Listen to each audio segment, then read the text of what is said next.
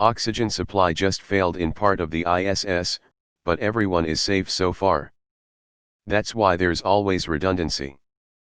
Even leaks have happened and there wasn't a major risk, except for the collision of the Progress with Mir, but still nothing happened that time.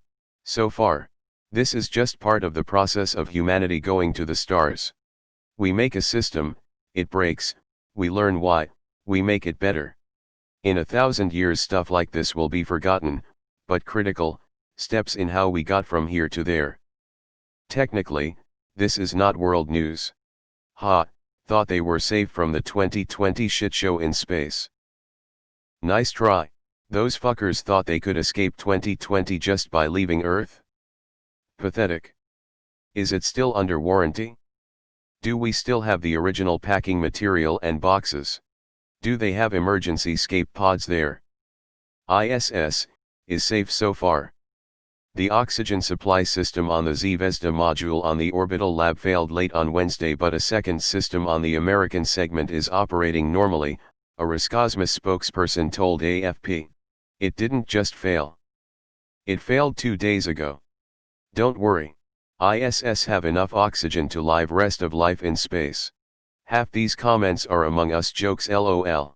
ISS falling apart and being abandoned would be really on brand for 2020. We're going to have to start admitting our 20-year-old tech is going to have more and more problems. It's amazing considering the ISS is constantly being bombarded by micrometeorites and debris while being relatively reliable. SUS, Elon Musk is sending a submarine to rescue everyone. //. Emergency meeting. In all seriousness though, no matter how well contained the problem is, that has got to be one of the alerts that you could potentially get as a crew person on board the ISS, that you never want to see, right up there with the "ah shit, we are plummeting earthward at yes miles an hour" alert. I hope everyone up there is keeping their cool, and that the problem gets resolved sharpish. They might have some backup systems. Today's code 42,069. Looks like the ISS has an imposter aboard. There are 2 imposters. Just makes me think how funny it is that there's the idea that if the world truly goes to hell and shit and excrement, that the rich people will just escape to space. But once they do that, their money will suddenly mean jack shit and they will have to work to survive, just like everybody else aboard. What a hilarious turn of events it will be when the billionaires realize that they can't throw dollar bills at a broken vacuum seal. This would be top news pre-Trump years. Oh, I played FTL, that's an easy one. Keep your crew members in the medbay to continuously heal and then open up all the doors so oxygen can go throughout the ship. That way your crew doesn't lose HP. Of course, if it's the oxygen room that's been hit by enemy fire, in which case you're gonna have to have a rotating roster of crew members fixing bits of the oxygen room before running back to the medbay to recover HP. You might lose a mantis alien here or there, but you'll still have enough folks to man the necessary spots for the next jump. Damn it, Hal. I swear if I scroll down and half of the replies are Among Us jokes, I'm going to be pissed. So far, that's unsettling.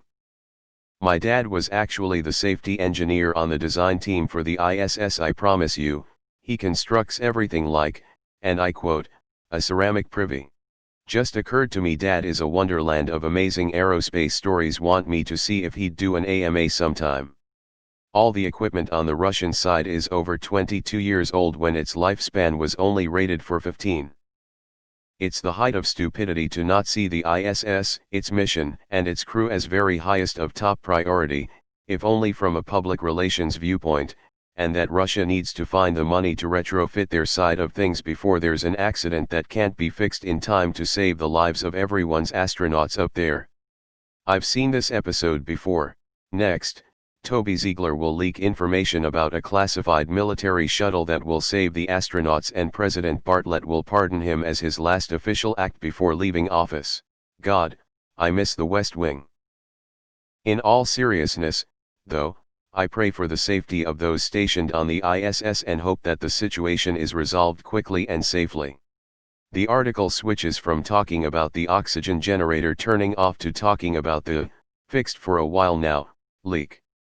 Wasn't this literally the plot of a West Wing episode? I saw this come through on my email and thought it was a writing prompt. Then I realized it wasn't. Sure, someone didn't sabotage it then try to pop into a vent and hide. Are they still leaking too, or did they fix that at least? SRSLY. The one pocket of humanity I wasn't exactly concerned about having issues breathing are now having oxygenation issues.